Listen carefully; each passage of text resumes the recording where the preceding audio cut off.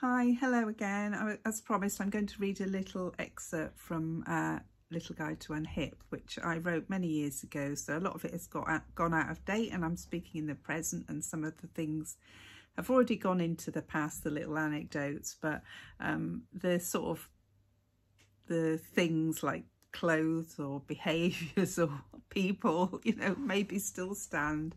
As you can see, there's a brolly on there and some very unhip pants, knickers, and a Santa jumper and socks under sandals. But today what I wanted to read was a section which it's called What's Mine is Mine, and I can't find it, but I just think it does kind of relate a bit to autism when I think about it. Excuse me, I can't hairs in my eyes, and I've got something in my eye. I'm not going to be able to find it now. Oh yeah, here it is. So again, yeah, I wrote it way before I was diagnosed with autism, but the unhip don't like it when boundaries become blurred. The food in their bowl is their food.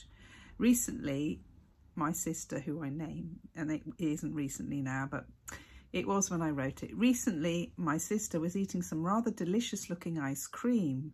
Amaretto featured in there somewhere, and so I gingerly dipped my teaspoon into her dish for a taste. Just half a spoonful. A pretty minuscule amount, it seemed to me, but there was an almighty clash of teaspoons as mine was intercepted with yells of, "Hey, not that much!" Her determined teaspoon continuing to wrestle away the tiny morsel of ice cream on my spoon into something tinier. It's not just their own food. The unhip like to have their own personal mug, plate and cereal bowl.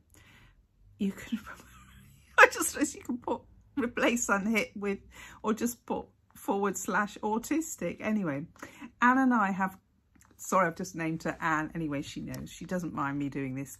My sister and I have our own crockery, though I'm not so unhip as she when it comes to visitors eating off my plate or drinking from my cup.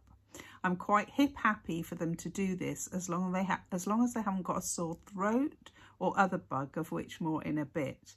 Whereas my sister will quite openly embarrass me in front of guests with, "That's my plate," and will proceed to take said plate or mug outside and exchange it for another communal one before hers gets contaminated. Actually, I mistakenly speak of this in the present tense, so even then I said that, when in fact I know better now. I wouldn't dare present her plate or cup or bowl for public use. I remember one time years ago when a friend was staying chez nous.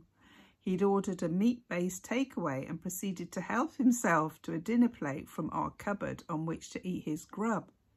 That doomed plate happened to be my sister's. Too late to intervene since the evil deed had already been committed. All she could do was look on aghast. Unbeknown to this friend, he had boobed on 2 counts. First by eating off my sister's plate, and second by serving meat on it, a carnal sin for a non-meat eater such as my sister. Needless to say, she threw away the plate afterwards. Weeks of fairy liquid were never going to erase the memory of the meat. As a non-meat eater myself, I can empathise. But neither of us like drinking from cups that have been slobbered on by someone infected with a cold or other bug. The fact that viruses are supposed to be killed by hot water and soap is neither here nor there. Logic doesn't come into it. So a contaminated cup may be boycotted for a while. But again, my sister has to take the prize ahead of me on this.